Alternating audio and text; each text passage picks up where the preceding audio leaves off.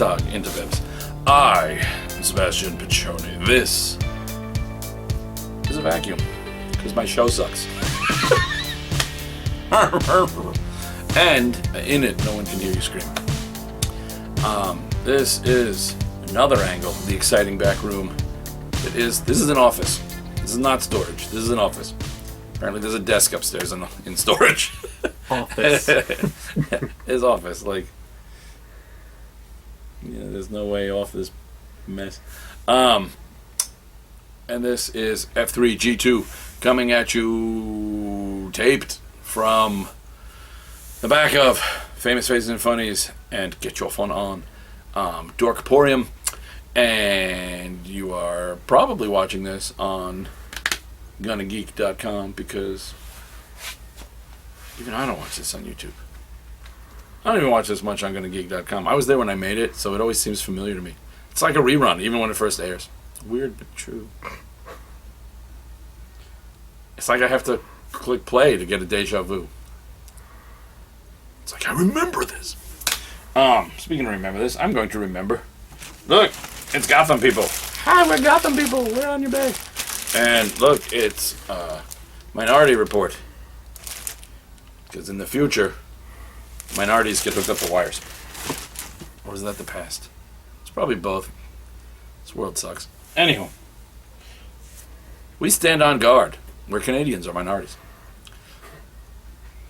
Number 3. Numero tres. How do I put this delicately? Shit's fucked up. Brian K. Vaughan. You got some issues to work through. It's so good. You hate the bad guys. You enjoy the good guys. As you're supposed to, but not every book pulls that off quite well. This, like, evil American general or whatever rank she holds. Well, first off, she really wants to be drawn by, she's a great combo. It's a very distinctive look because she really clearly wants to be drawn by Frank Whiteley and inked by John Byrne or vice versa. And that's just such a weird combo, but that's what I think every time I look at it. Especially this panel. This panel is the epitome of both. And I just love that look. I really do. They have some sick torture devices. And by they, I mean the Americans. Americans are bad guys in this. And not just bad guys. Like, well, hell, it's probably how most of the rest of the world views America anyway. But this is so good. So well done.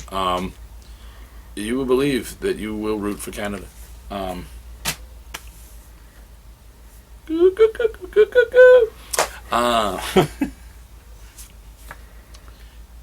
Toil and Trouble, a book that confused me because I didn't know I ordered it because I ordered it under a different name. I ordered it under the name Third Witch, but now it is Toil and Trouble, which actually makes more sense.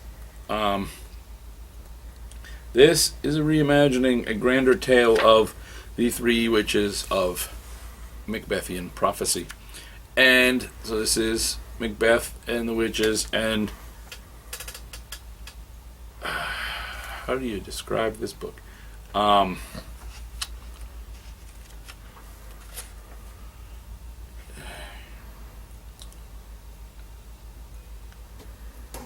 first off, I have to try and. Alright, let's go with Margaret Scott, but it's all written very, very Celtic, Gaelic going on. Illustrated by Kelly and Nicole Matthews. This book is so well written, so gorgeous, that I'm sorry that I probably slaughtered that first name. I'm an English teacher. By law, I'm required to have a soft spot for Shakespeare. I do. It's right back here, so don't press. But this book is beautiful. It's still trying to come up with the right analogy. This gorgeous art style, these beautiful colors, These wonderful characters, great little ways of when they use their magic, and they're wielding the fates. So as they do that, you see a little glimpse. Like she touches this guy, and you see like a blade coming for his eye. She touches, the food, and you see, the food starts to rot on the spit. She touches a horse's bridle, and you see a fraying. And then when the actual battle comes, you get those circles again to show you where things are affected. As you see, this guy disemboweled, that guy stabbed in the eye. This guy is, the bridle slips and he falls from the horse. But it's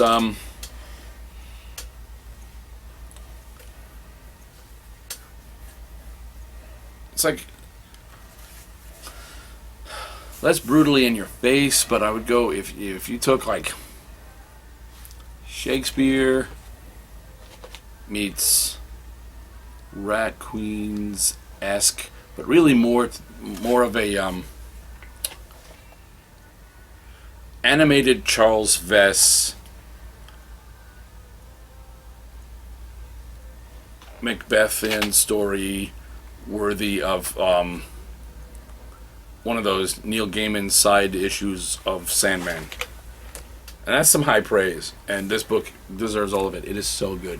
Check this out. It's a 6-issue mini from Archaea through Boom. So it's only 6 issues. If you don't jump on, get the trade. I'm going to do both because it's beautiful.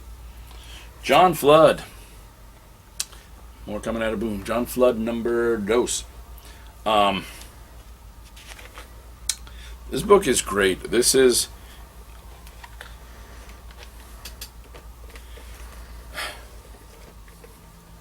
it's a good analogy here. This is like this is Justin Jordan's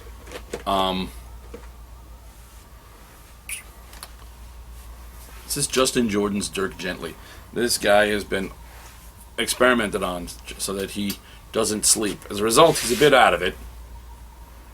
He doesn't need sleep, but he still sort of does. So he's more than a bit out of it. But he makes connect. There's a great follow through where, if you follow his logic, you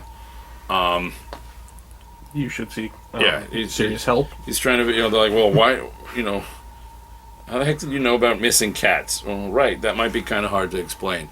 So my condition makes it so that my brain makes weird connections, right? Like I don't go from A to B to C. I kind of go from A to Q to banana instead, right? Mm-hmm. So there's a problem growing oranges and everything is getting drier, right? But PETA keeps doing new ad campaigns. I mean, I think they want to help animals, but they're more concerned about fur than not having water. But not having water doesn't stop territorial pissing. Of course, we love our cats, even when they walk, right? You like cats, right? Everybody loves cats. And then Sandy Markham posted about Arlo. Arlo is a missing cat. And then it shows a picture of a guy gathering cats, and then it shows an area, and then it shows a map with little cat-shaped pins, all with strings pointing to it, like one comment, all around an area. And it says Catnapper is here, and there's an X, and then underneath it is another tick that says somewhere. And then there's a set of buildings that says too nice, another building says way too nice. There's just a picture of a squirrel, and it says squirrel, and then it says aha, and there's another building. So you should really be more careful about your social media privacy settings, is the end of his... And the guy's like... The other guy that he's talking to is like, am I supposed to understand any of that? But that's the thought process. And there's a serial killer that he's baiting. There's a great... The last panel of this, the last page of this was brilliant with the way he sets up this killer that he doesn't know who this killer is, but he knows this killer is out there. He's already let it leak that he knows this killer's out there, so now the killer's coming for him. And he's trapping him by... not trapping him. It's brilliant. It is so... I love John Flood. The Woods. Oh, school politics plus real politics equals everybody screwed. James Tinian and Michael DeLanis and Jose Gonzalez continue to... This is still one of my favorite books. 16 issues in. So good. Harold, Lovecraft, and Tesla. My favorite part of this is Mark Twain, but there's an ominous bit to the Mark Twain at the end. Also, this is... You've got... Tesla and Lovecraft working on, but along the way, there's the fate of Amelia Earhart. There's Aleister Crowley versus Harry Houdini, and there's a young guy in Germany who really just wants to find work, and he was, you get little hints of, he goes, I was an artist. No one asked you. It's like, I sold my brushes last week to eat. Without brushes, but good at paints, all I have left is in, and he's got his bag, but somebody steals his bag. And eventually he gets a job, and someone says, what's your name? And he says, Adolf. Yeah. Mach 9. So,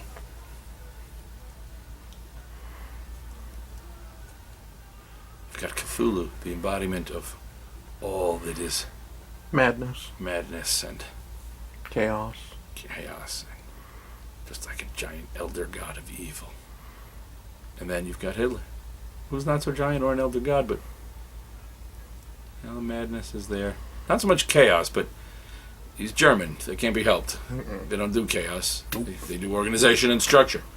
And Which shipping. unfortunately made them really effective genocidal maniacs, because the only thing they loved more than their genocidal was they still loved structure. It's still, so when you took a hand, you got your Nazis. They didn't do anything good, but they were good at what they did. That's why they make great villains in comics and books and movies. No one complains when something bad happens to Nazis. If you pick any other group, someone will be like, why they gotta be the bad guy? Why you make the bad guy this color? Why you make the bad guy that religion? Why you make the bad guy that persuasion? Why do you make the bad guy straight? Why do you make the bad guy gay? Why do you make the bad guy Catholic? Why do you make the bad guy Muslim? Why do you make the bad guy whatever? Someone's always unhappy. But if you make a Nazi a bad guy, nobody complains except other Nazis and Nazi sympathizers. And nobody cares what they think either, because Nazis. Plus, Nazis, I did my World War II comic. Nazis literally thought like they were ahead of the game in thinking like comic book villains and James Bond villains. They codenamed everything. You can read like the corniest 60s and 70s, 50s and 60s comics and realize they're not corny compared to what the Nazis actually named everything. Weird, but odd diatribe. Batmite. Numero cuatro. I got it because of Booster Gold. Who in this, Batmite tries to... He tries to reboot him. He tries to make him cooler, darker, grittier, and more Batman-like. The costume that he comes up with... Is it an old Batman costume?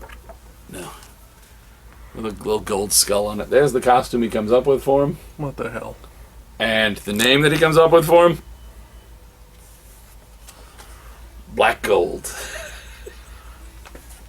I love it.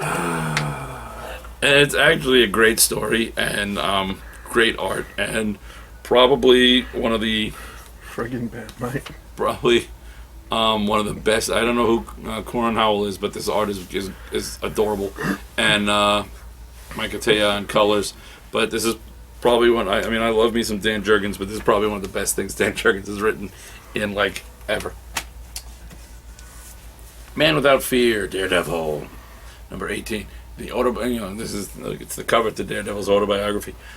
Great ending. I'm gonna be so sad when the new one starts, because even if the new one's cool, nothing will ever be this cool. This is it. This is mine. Aside from the show. No, I'm gonna say this is even. I'm gonna put this in my world. No, I'm gonna have to go close second. It's a damn close second. This is a damn close second to like the Miller and Mazzucchelli, like Daredevil Born Again, for the most definitive Daredevil story ever is the Mark Waid run. Mark Waid, Chris Samney, et al. Future Imperfect.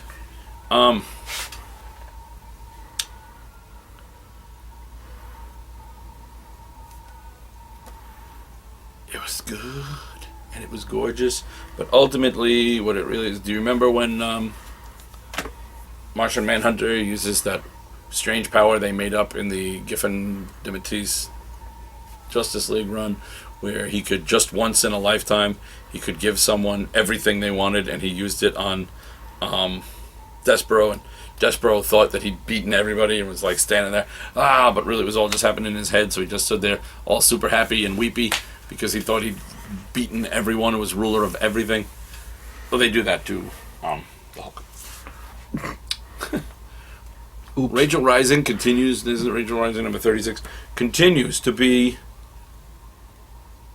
this is everything, and oh my god, the best part. This guy is always drawing, this big guy. He's always drawn with his glasses that you can't see his eyes. Alright? But he's now going out with Jet, that he's been in love with since the beginning. And normally they draw him like this. He kind of looks like, almost like a human Muppet. He's like what Benson Honeydew. Yeah. She takes his glasses off and has this look of shock because apparently he has the most beautiful eyes. And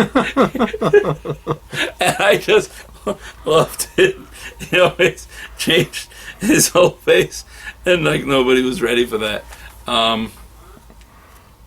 It also gives the origin of Lilith and Rachel, a little bit Bible, a little bit creative liberty. So good. So good. Midnighter number 4. Okay. Forget Midnighter and Apollo. Forget Batman and Robin. The greatest team up I never knew would be the greatest team up is anytime Midnighter and Grayson team up. And this was so good. They're dealing with some great ideas of stolen tech from the Garden, which is what Midnighter works for. And what's up, buddy? Is it the fan kicking on, or did it just start pouring? I think it's the fan. But there are people who are like turning people in Russia. They turn you. They kidnap people, turn them into like synthetic vampires, and then charge people to come in and slay the vampire. So people get to feel like they're all badass, and neither of these guys are big fans of unjust slaughter. Just they take it to different extremes, and this is the dynamic duo for the ages is Midnighter and Grayson, and the way they work together is great. It's brilliant. Who's writing this? Orlando. Probably has a first name. Steve Orlando and Stephen Mooney. Amazing stuff. Squadron Sinister number 3. Machiavellian level plotting going on in here. Really good. One, I was upset they killed the other versions really quick, but I got over that. So, Silver Surfer, recreating the universe, but not really.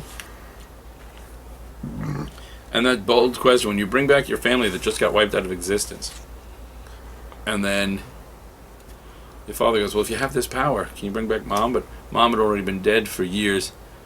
Where do you go? What do you do? Is that putting back status quo, or is that fucking with status quo?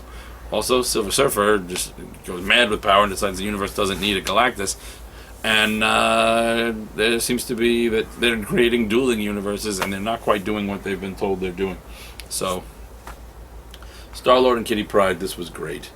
Of all the first off, I don't know who Alti Firmansaya is, but between them and Jessica Collines colors, this was a gorgeous book. Very animated look, animated coloring, really, really good. Sam Humphries wrote it. One of my favorites of the little alternate world, the Battle World holdings. Jupiter's Circle number 6. I believe the final in this of the Secret Origins. One of the best things about the Mark Millar books lately is the pictures in the back of fan art and cosplay. So people do amazing stuff. Oh yeah. They did better than Fox did on Apocalypse. It's not difficult. But I loved the art. I loved the story. I like these characters. And as I say every time I read a Mark Millar book, I'm still in shock because I really, there's no word short of detested everything he did for years. And then suddenly I love this handful of stuff. I don't know if he got better, I got better, we met in the middle. I don't know what it is, but it's good. Silk. The hunt for a family member for her family ends with finding a family member just as the world ends. Also, right before the world ends, J. Jonah Jameson's not a dick. Of course. Mockingbird #1 was really long. I didn't make it through. The art was nice. Thor's. Yes, I have to read that.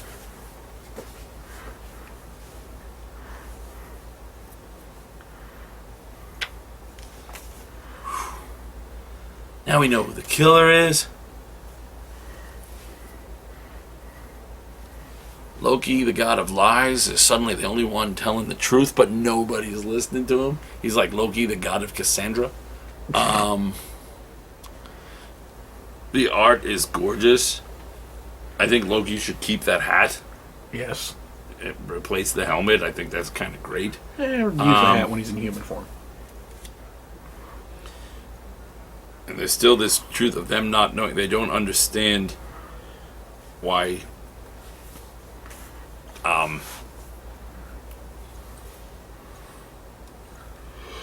all the James. yeah, all the Jane Fosters and Donald Blakes are being killed, and the Thors don't understand why. And Loki, do you guys know why? You notice your stress levels go up, why your voices crack whenever you say those names. Do they mean anything to you? And they're like, Loki's like, I was kind of hoping you'd figure this shit out on your own, but you're not. And they don't think Loki did it. And Loki's like, I didn't do shit. I just watch. Also makes me wonder where, what that means for, where's our Earth's current Thor? Because she's a Jane Foster. So, True. Platona. This is Jeff Lemire, Emmy Lennox, Jody Belair's book. This is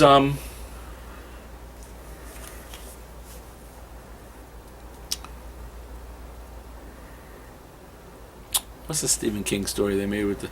This is Stand By Me. Is that the one where they go find the body? Mm-hmm. This is Stand By Me meets Powers. It's a world where superheroes are all there, but these kids find Platona dead in the woods, and they find this dead. These young impressionable kids who have all lived with superheroes. They know that the heroes exist all over their world. One of them is actually, he did cape spotting is his hobby, which is kind of like bird watching. You have a log and you write down whenever you see a superhero, where you saw them, what time, or whatever. And they come across, by the end of this book, they have found the body of Platona. But that's not all. To make sure that this has the punch that it needs to, the backup story is Platona, and this is it's Platona's Last Adventure, Part 1. So the backup story, Platona is not just this. When we first see her, she's just this dead body. This picture was all over the internet, so it's not really a spoiler. Turns out it's the last page. But since the concept is they find a dead hero, you saw it coming. It was in the solicits. It's not a spoiler. Get over it. But to them, she was something. But now we find out even more than they know. We're seeing her into her actual life. So she's not just. It's not like, oh, that's tragic. Somebody you get to know, and that's like a kick in the teeth. Thanks for that, Jeff Lemire.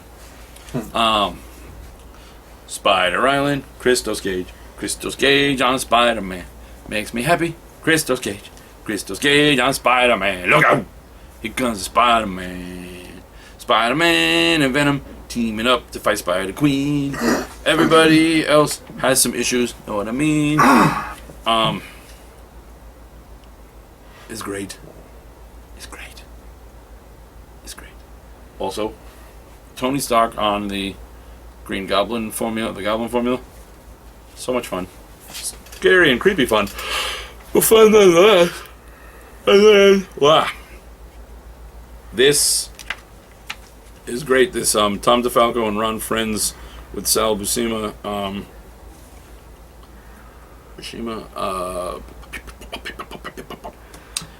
Backup story of Mayday Parker, Spider-Woman, is great because not only is it picking up where the Spider-Girl series, the M2 Spider-Girl series left off, it's including more recent developments, including everything from Spider-Verse and all of that. So it's just, ironically, the alternate timeline reality is the one place that still has an ongoing continuity through Secret Wars.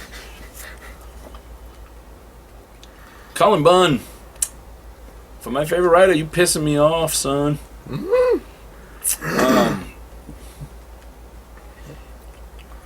Alright, you got me to read Phobo.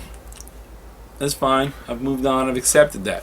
I'm okay with where I am within Lobo continuity. I'm alright. Mm-hmm. But then you go and, alright, you got them hacking through, you know, the Indigo Lantern Corps, killing Indigos left and right. Fine. My sister used to listen to the Indigo Girls a lot. I got a lot of pent-up rage towards having to hear that all the time. So fine. Knock them dead. See what I did there? But then you send them after Red Lanterns. Not only did you kill one of my faves from the Red Lantern series, but with Guy away, the cat does play. And by cat, I mean Dexter. Because while everyone loves to see Dexter, you brought back somebody that shouldn't have been. What's up with that? Why you do this? I had a nice clean ending with that series. Why you gotta make a mess? Why you gotta? I put all my toys away. You're that kid. I just cleaned my room, and then my mom lets you over. You come into my room, just start taking shit out and throwing it on the floor, looking for that one. What you do? What? Storytelling wise, it's great. Art wise, it's beautiful. But you hurt me. Damn you. You hurt me right here. A little bit here. Because while I was thinking about how much I heard here, I walked into something. Rocket Queen and the Wrench. God, I hope I ordered other issues of this, if they're even out there. First off, this is from a company called Space Ghost Productions. Space Goat. You're the goat. Space Goat. I don't know if any others of this have even been solicited. I don't remember ordering it. I vaguely remember when I saw it. I was like, did I order this? What the hell is this? And then I saw the Space Goat, and I was like, I remember looking at that. This book was really good. This is like an origin story of Rocket Queen, whose parents were actual armor-suited heroes, and they kept calling her Rocket Girl, despite the fact she protests that is not her name. And this is the origin of how, the Wrench finds out that how he fits into this, and it's really good. It's more of like a Zoom suit. It's like it's like 90s Iron Man and 80s manga tech, anime tech, not even manga, we'll go anime tech, had a baby and made this. And I loved it.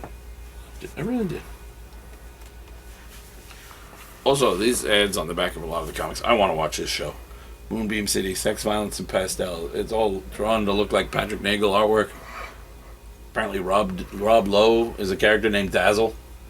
Kate Mara is Chrysalis. Will Forte as Rad. It even looks a little like him. And Elizabeth Banks as Pizzazz. I'm in. I don't know what the hell it is. I don't even care. I'm in. I'll watch that and Archer. Call myself that. Groot.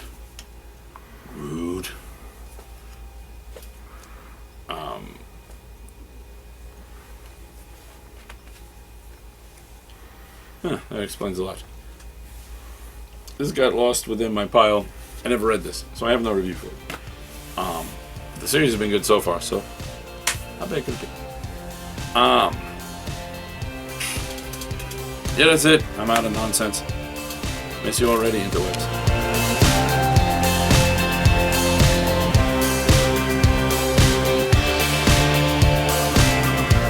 Thanks for watching another video from Gonna Geek. If you like geeky stuff, check out our podcast network. our news and articles, and our community forums. You can find it all at GonnaGeek.com, like us at Facebook.com/GonnaGeek, tweet us at GonnaGeek, subscribe to our YouTube channel at YouTube.com/GonnaGeek, and check out our live programming at GonnaGeek.com/live.